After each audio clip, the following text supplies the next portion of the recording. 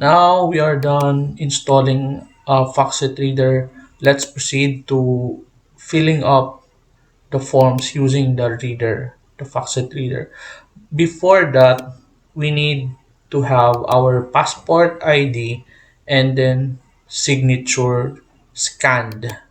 Okay? So ipapakita ko po sa inyo paano mag-scan ng passport ID. I mean, paano gamitin yung scanned na passport ID, passport size na ID, and then paano gumawa ng signature. Um, Pwede pong mag-signature tayo sa bond paper using a marker and then scan the signed bond paper para mapunta po sa computer. The same method, yung passport ID na existing natin, i-scan lang din po natin para mapunta sa computer, maging digital. Okay, if you don't have existing passport ID pero may picture kayo na digital, pwede din po natin gamitin yon. Ipapakita ko po sa inyo mamaya kung paano. Okay, so first, una po natin gagawin ay paano i-crop ang scanned na passport ID just like what I'm showing you right now. So nag-scan ako ng passport ID. Open it, right-click. Select nyo po yung photos. Okay, yan. Na-open na po siya ng photos, na application, built-in application ng Windows. And then, i-crop lang po natin yung picture. Medyo mahirap po siya i-navigate. Dapat po natin ma-crop precisely yung na-scan na picture. Bali, ang gagawin po natin ay i-cut out natin yung excess na white background.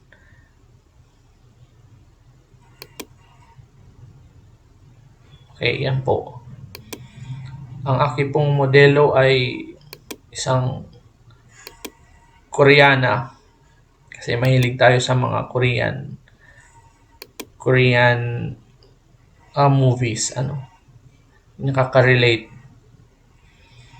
Save po natin using the JPEG format by default. Yun na po. Na-save ko na po. Kanina nakaano po yan. Nakamalapad po yan. Ngayon, picture na po siya na pwede natin magamit. Okay. So, paano po gamitin yung picture? I-open natin yung form na na-download natin, na kinopy natin sa desktop. Yan. I-click nyo lang po yung portion na paglalagyan ng picture at may dialog box na lalabas na kailangan yung i-select kung nasaan yung picture.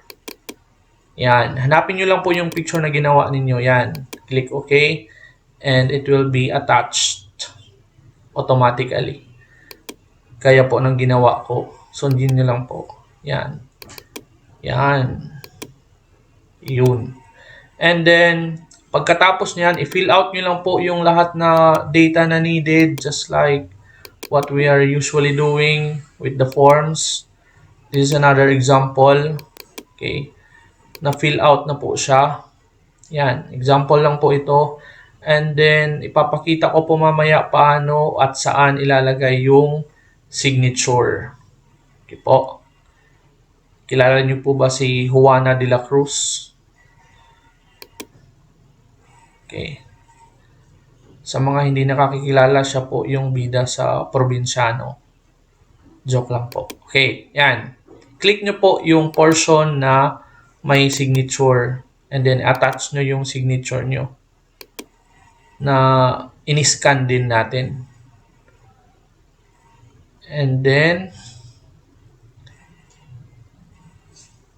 okay, mamaya ipapakita ko sa inyo paano magamit yung scan. Teka. Okay. Papakita ko muna sa inyo paano i-crop or paano gumawa ng signature using MS Paint. Or kung may na-scan na kayo, mas madali, i-crop na lang natin sa eksaktong size. Okay. Yan. Gaya nito, crinap ko lang to, in-scan at crinap sa tamang size. Now, ipapakita ko po sa inyo paano gumawa using the built-in MS Paint of Windows. Now, select the brush tool. Yan. Yung kakapal niya, i-select nyo. And then do your signature. Just like that. Yan. Pwede na siyang i-crop actually. Or after that, if you're done, just click on save. Make sure to not to change the file type. By default, PNG na po siya, ready for attachment. Ready for attaching sa forms. Okay? Now, ipapakita ko sa inyo paano i-attach. Na-attach na po natin yung picture, yung signature na lang po. I-click po natin yung signature na part. Select, click OK, and then yun na po. Sa ilalim din po, yung pinakahuling form, meron din po dyan. Yan, ganyan. Okay, now, pag tapos na po kayo mag-fill out ng mga data, mag-attach ng picture, click on save. Save, and then, meron po tayong ginagamit na naming convention. Nasa description po, ilalagay ko po sa description.